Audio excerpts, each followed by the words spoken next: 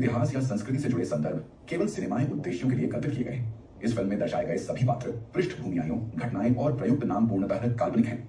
वाल्मीकि रामायण में वर्णित घटनाओं को केवल मनोरंजन के उद्देश्य से नाटकीय रूप में प्रस्तुत किया गया है।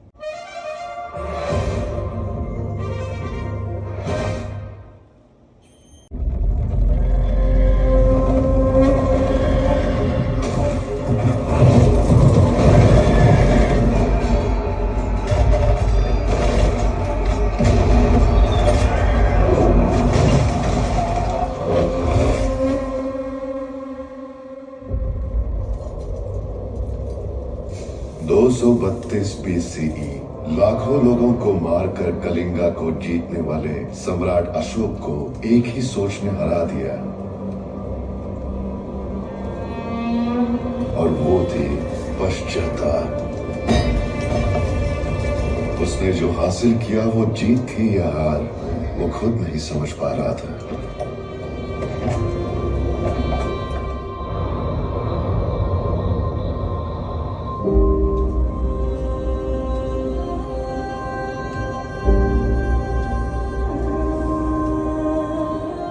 उस पश्चाताप ने एक नए निर्णय को जन्म दिया।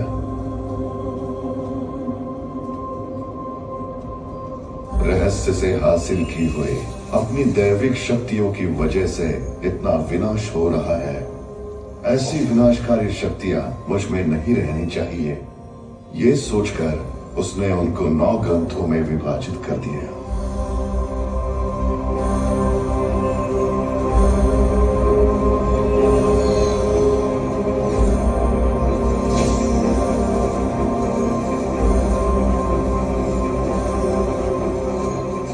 उन ग्रंथों को समर्थ योद्धाओं के हाथों में सौंपने का निर्णय लिया। अष्ट सिद्धि वाले ग्रंथों को 8 योद्धाओं के हाथों में सौंपकर अमृत वाले 9वें ग्रंथ को भविष्य देखने की क्षमता रखने वाले महर्षियों को सौंप दिया। इनके द्वारा मानव जाति का संरक्षण गुप्त रूप से करने का आदेश दिया।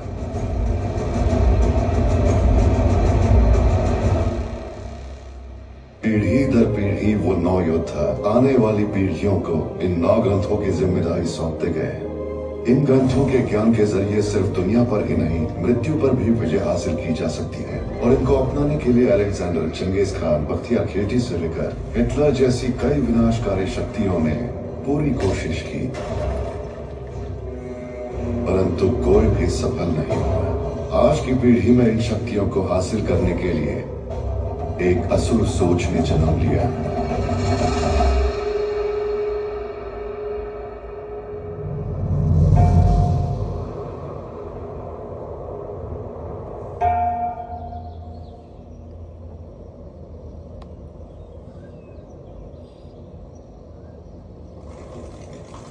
आचार्य, अंबिका जी पिछले 48 घंटों से ध्यान में है। मतलब वो कोई खतरा देख रही है।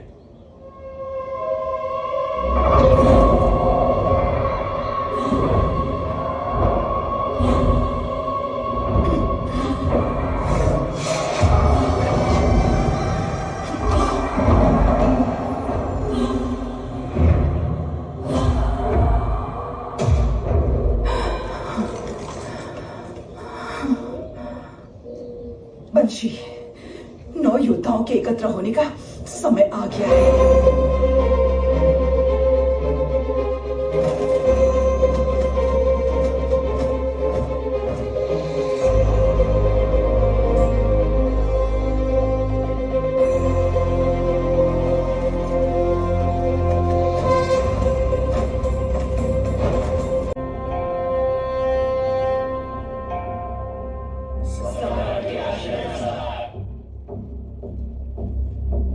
आपदा आने वाली है, हम उसे रोक नहीं सकते।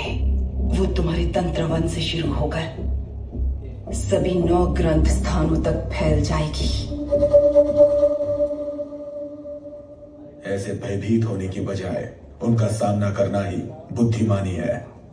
रोक सकती तो आप लोगों को बुलाकर भविष्य के बारे में नहीं बताती।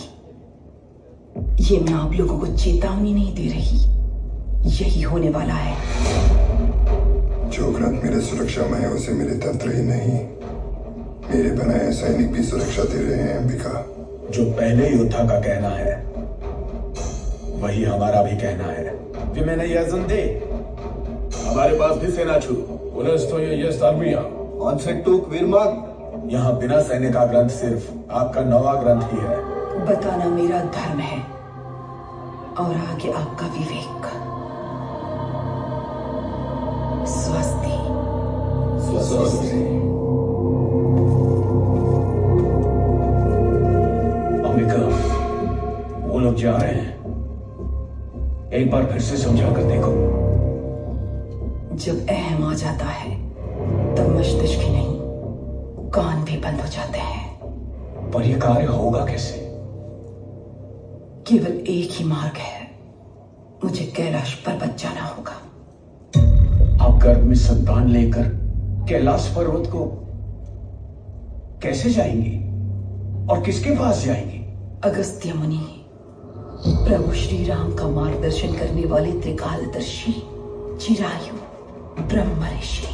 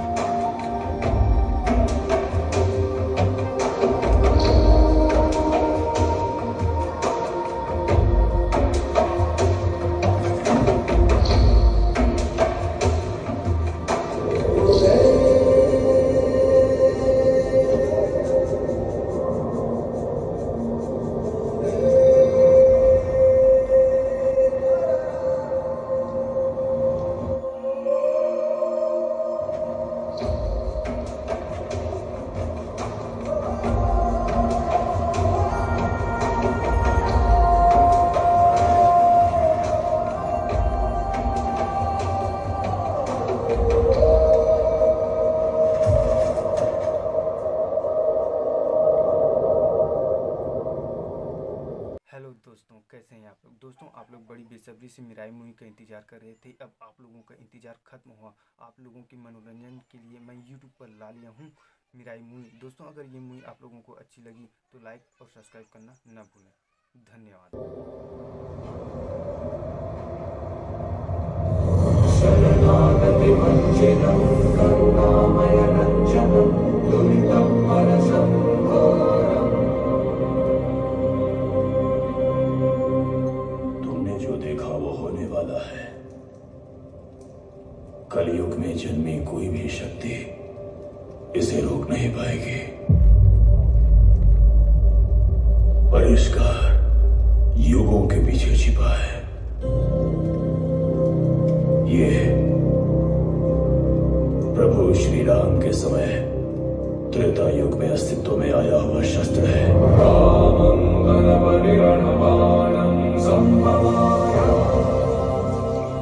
वही है मेरा है। उसे मैं लेकर आऊंगी। मार्ग बताइए ब्रह्म ऋषि। तुम वहां तक नहीं पहुंच पाओगे। तो फिर कौन पहुंच सकता है? और वो परिष्कार चाहता है एक महात्याग। मैं किसी भी त्याग के लिए तैयार हूं तपस्वी। जिस त्याग की बात कर रहा हूं, अगर वो तुम्हारे गर्भ में पल रहा शिशु हो तो भी तुम तैयार होगी, क्योंकि पैदा होने वाले को मां नहीं परिस्थितियां ही पालेंगी। उस शस्त्र तक पहुंचने वाले की कदम कदम पर प्रकृति परीक्षा लेगी, दंडित करेगी, शिक्षित भी करेगी। उसे जीवन में हर ठोकर सहन कर खड़ा होना पड़ेगा, और यही ठोकरें उसे युद्ध का अकेले सामना करने वाला महायोद्धा बनाएंगे। लेकिन यही क्यों? नरक यात्रा की स्थिति में तुम यहाँ तक पहुंची हो वो मनुष्य के लिए असंभव है। तुम्हारी जैसी महासंकल्प योद्धा का अंश ही इस प्रलय को रोक सकता है। भाग्य भी इसी तरह के अंश को आशीर्वाद देता है। इन आंसुओं को दर्द समझो, यह सहमति। सहमति।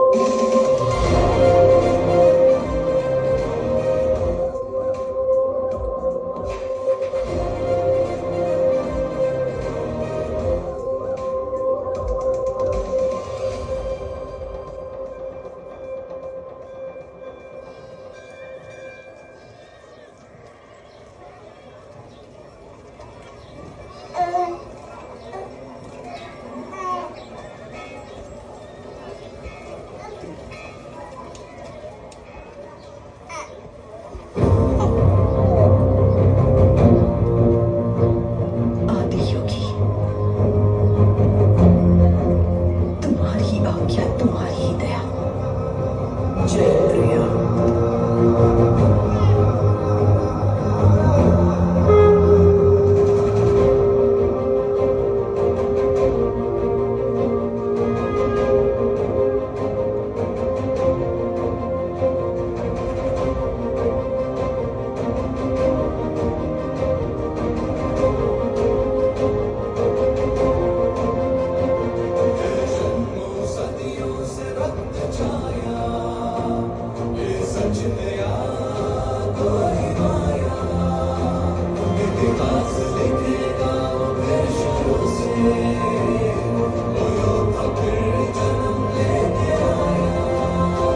तो दोस्तों मूवी आप लोगों को कैसी लगी, आगे देखना चाहते हैं तो कमेंट जरूर कीजिएगा और सब्सक्राइब करना बिल्कुल भी मत भूलिएगा।